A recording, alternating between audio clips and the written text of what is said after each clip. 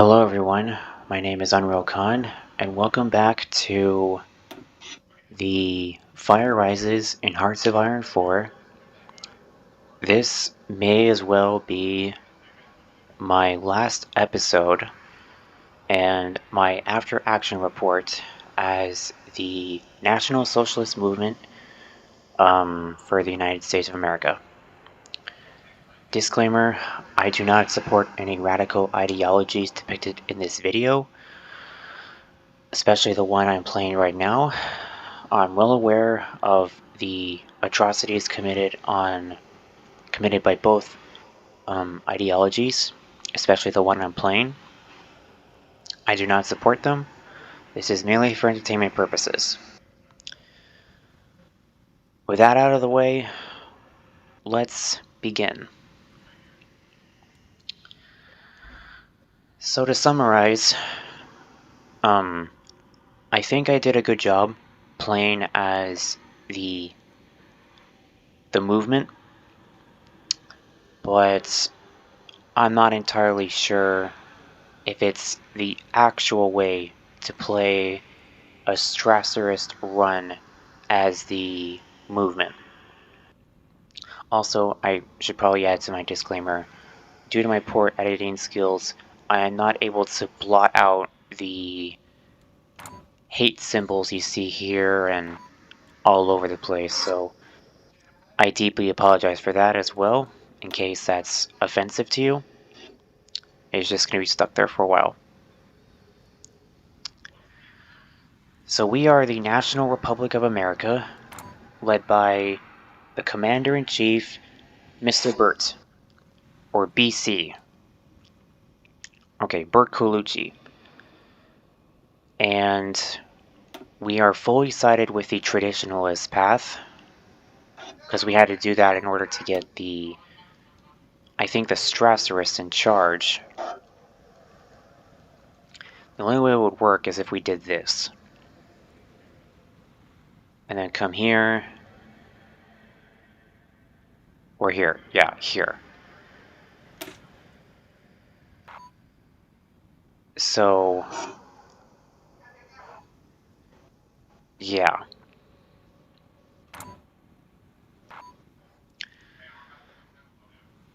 Honestly, this is one of the worst endings of America in this mod, regardless of what ideology. The reason I say it's worse is because we are literally copying and pasting the ideology, the authoritarian regime, strict policy on traveling, the economy, society, the military, everything. Pasting it here in America, the land of the free, the home of the brave.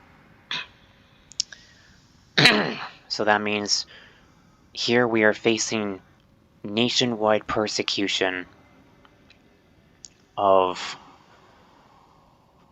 a lot of people, cultures, religions, basically anything that is viewed as being against our ideology. Now, for those who are new, you're probably wondering why I released Mexico with no name for some reason because it's a bug, and why I released Central America as well, despite annexing Canada. When you go down that path, you basically gain claims on all of Canada. Quebec as a nation does not exist. Quebec as a nation does not exist as a releasable. It's just Canada.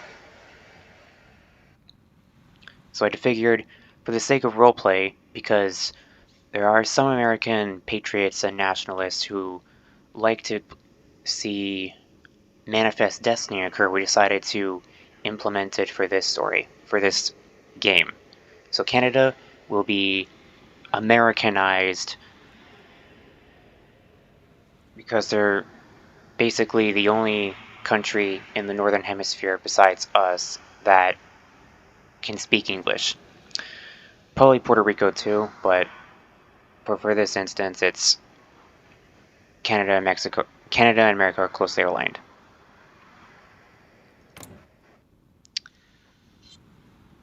We are hated across the world because of our ideological beliefs to a great understanding. There's going to be mass persecutions going on in Mexico. Again, I'm sorry for the viewing of the symbol here. And Central America. Chaos and destruction and persecution on a level not seen before.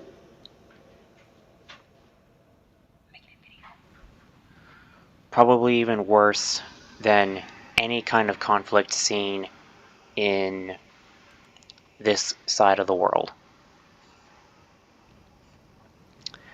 Colombia at the moment is still locked in its civil war between the National Liberation Army, situated down here, all thanks to Fascismo. I'm very sorry if I said that wrong.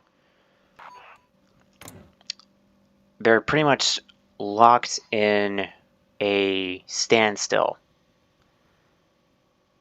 Both sides have entrenched themselves deeply to where neither side is willing to step back or forward from their position. So it's between the NLA, another communist front, the Carlos Patino Front, and the Self-Defense Forces of Colombia.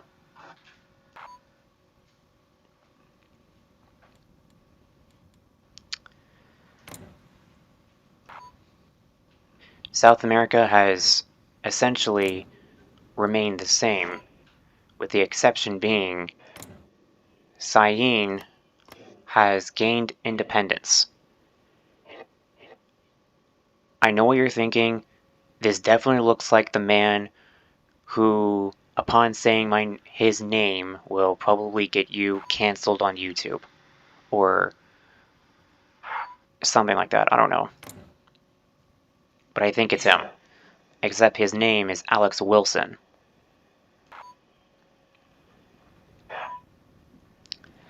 Africa remains somewhat similar to our timeline's Africa,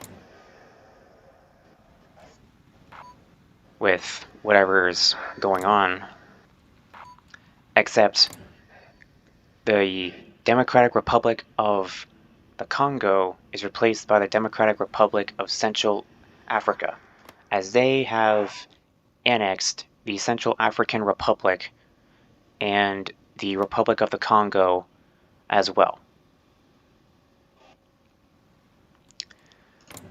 West Africa is led by, oh my gosh, that's Samuel L. Jackson, but it's actually in this mud. If I say this wrong or terribly, please forgive me. Onyekachi Obasanjo. They are part of the ECOMOG alliance and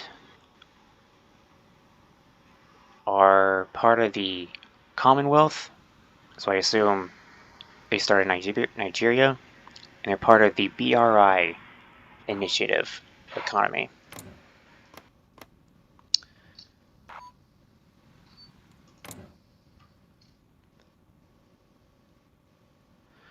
Libya, even during the start of the civil conflict in America, had expanded her social nationalist territories to Tunisia, Algeria, and northern Morocco before establishing one down here in southern Morocco, or the Sahrawi Arab Democratic Republic. Ethiopia is split between the Federal Republic and the Confederation,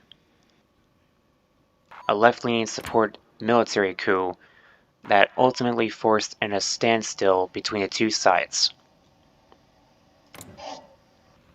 Speaking of Ethiopia, Egypt leads the Nile River Coalition. The Federal Republic of Somalia was aided by American troops under the previous democratic institution against the rebellion down here beforehand, and eventually joined Egypt's alliance. Oh yeah, and the East African Federation exists as well.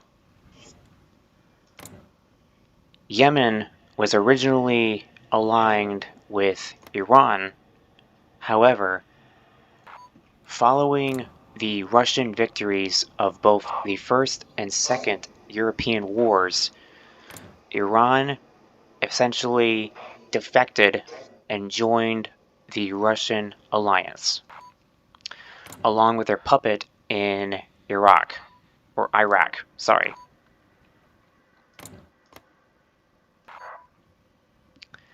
which means the Religious Republic of Yemen and Lebanon are the only two members of the Axis of Resistance left.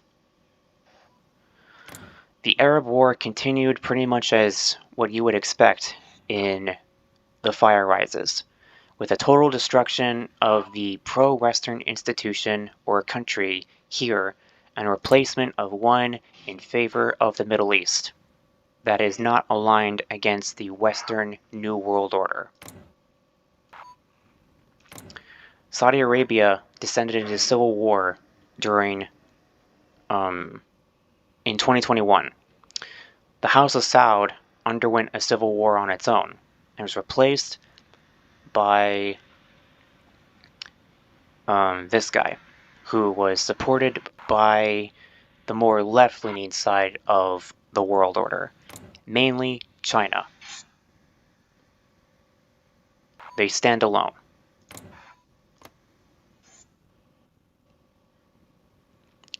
The Peninsula Shield Force is on its own.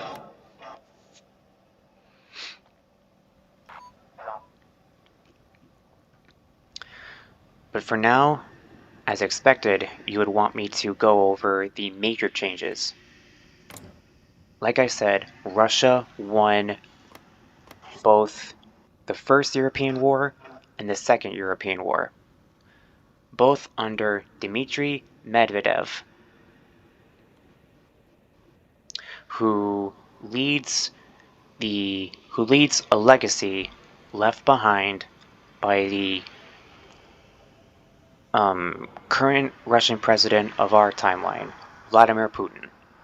Putinist democracy, or Putinist orthodoxy, as it is called. So he continues his legacy even in a world where he is not around. Belarus no longer exists. Ukraine was crushed and replaced with Malorussia.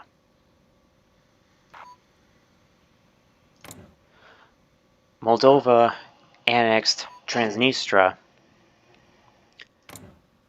and for some reason this country became its own thing.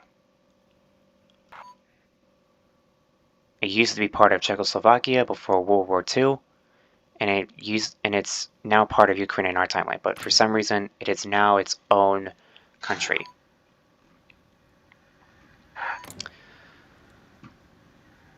The only nations that Russia has not touched or tainted with their own version of Eastern democracy, and the only nations left that are filled with Western democracy that was crushed by the National Socialist Movement in America, are Switzerland, Ireland, and Iceland.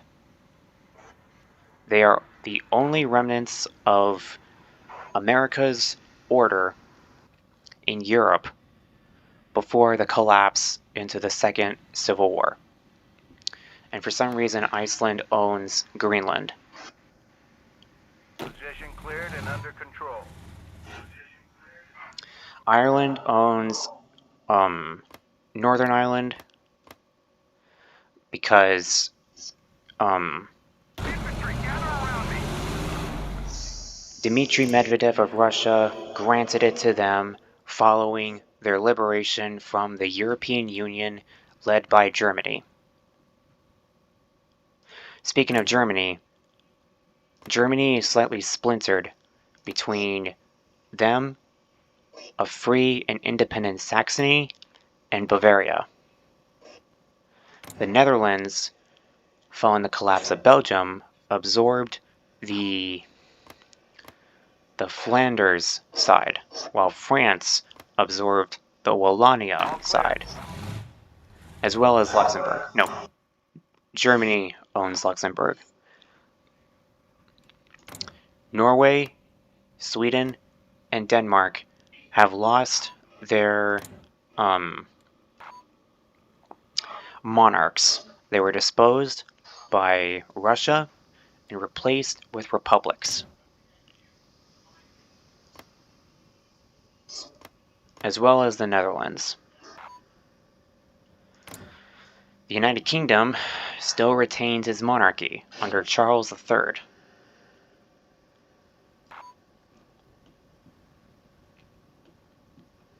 Now let's move on to Asia.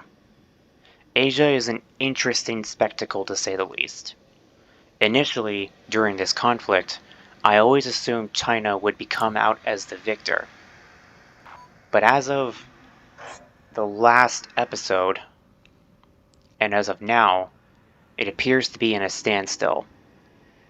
While China ranks supreme with their military, as well as the puppets they have and the collapse of India, Japan appears to have locked in with their own military and stood their ground in Taiwan and Indonesia. Indonesia is holding out pretty well against the Malaysian People's Liberation Army administration by China.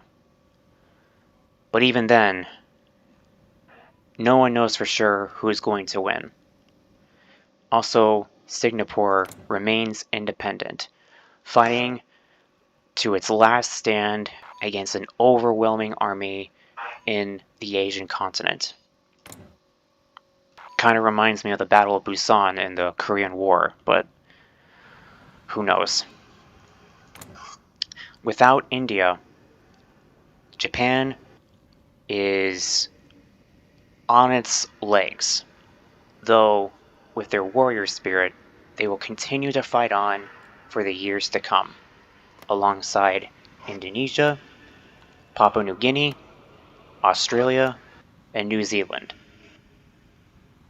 They are the last line of defense against the liberation of the Asian continent under Chinese communism.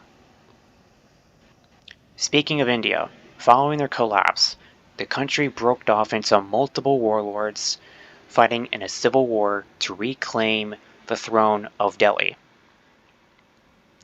Following massive reconstruction efforts by the National Socialist Movement, the supreme leader sent volunteers to an ideologically aligned warlord called Akhand Bharat.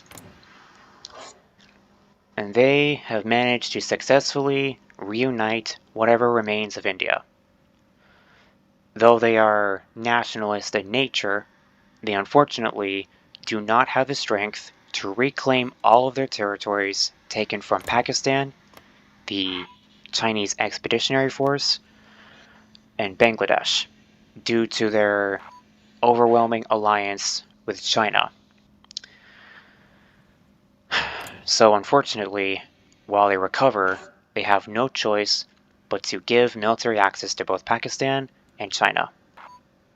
Regardless, there's going to be persecutions in India due to their ideological similarities with ours.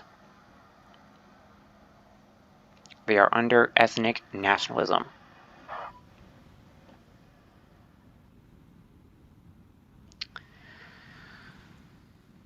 And so yeah, that's pretty much it for my after action report. If I'm going to be completely honest, I don't see any way of the NSM winning a civil war like that. either the constitutionalists of Denver or the Union government of DC would just crush them easily, along with the rest of the National Front. But due to sheer size, commitment, and willpower, we beat them. There will be massive protests in Europe as Russia cracks down on Western globalism and westernized influences left behind by American colonists. That is what Russia would always say as their excuse. Also, Finland, even though they are also a democracy and remain neutral in both European wars, they have made agreements with Russia to have military access and a guarantee of independence. Meaning, they, in this scenario, most likely backstabbed whatever remains of the westernized European order.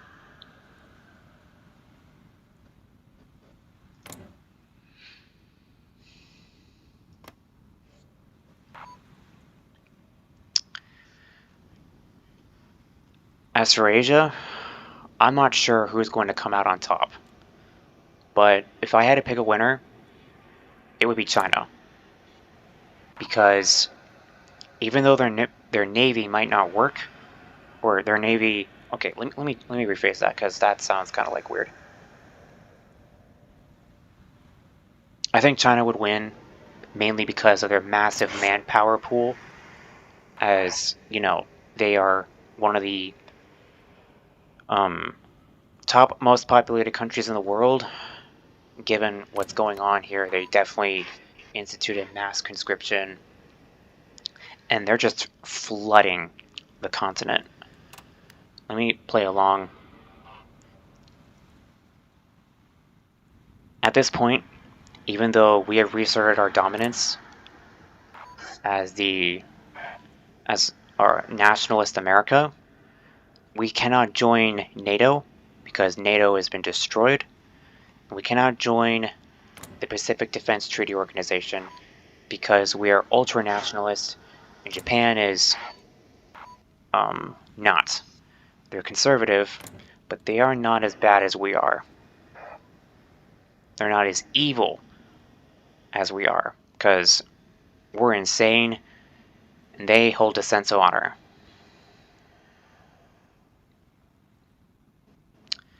Realistically, I think Japan should just sign a ceasefire or a conditional surrender and let China have all their lands in Asia, especially Taiwan, to be taken back.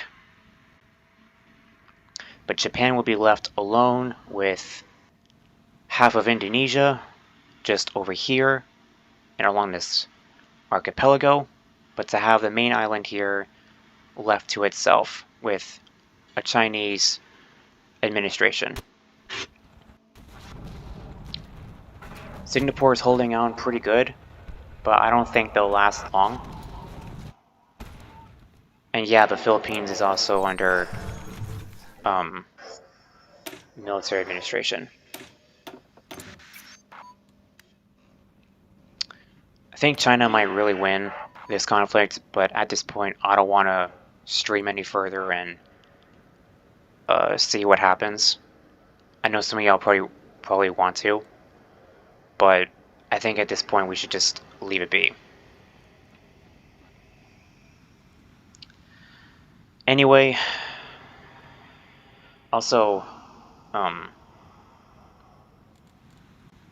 we're dealing with our debt at the moment and our reconstruction, but because I have zero liquidity, I'm not able to fully fix this and restore our cities. Because once I do so and remove reconstruction, I can create my own faction under the Unity Pact, which, if you translate that to German, it would be the Einheitspact. And if you know anything about HOI4 mods as of late, you would know that is definitely, unintentionally, a TNO reference. Anyway, I think I spoke long enough. I'm sure you can understand. This is a terrible world to live in compared to real life. The death of democracy, the death of freedom, liberty, the pursuit of happiness, replaced by cruel, savage oppression. In America, communism. In Asia, while democracy is on its last legs. And Russian-style democracy that spans from Moscow all the way to London, Madrid, Lisbon, Paris, Rome, Athens, and all the way up to Scandinavia. Arguably, Russia would be the last bastion of freedom. They would be the lesser evil in this scenario, even though Medvedev follows Putin's legacy. They are arguably the last nation that holds any semblance of stability in Europe under elections. If we were to compare that to authoritarianism in China and America, it's pretty much all crazy. Anyway, I think that'll be all. By the time this comes to an end, and the end of all hostilities throughout the world, if I were to put an estimate as to how many people have lost their lives given the combined wars, I would say maybe about 2 billion people. That's a huge chunk compared to the 8 billion people we have in the world right now. But that's mainly due to oppression across North America, the massive wars in Europe and Asia. So, yeah. Anyway, that is my after action report. And yeah, I had a pretty wild time with this. So yeah, I think I did a pretty good job. Again, I'm not sure if this is the actual way to play a Strasserist run under the National Socialist Movement. But if so, well, at least I did a good job. Anyway, thank you all for watching this episode. If you enjoy this, please like, subscribe, comment. Whatever you want to do, doesn't really matter to me. Thank you for enjoying the series, and I will see you next time. Bye-bye.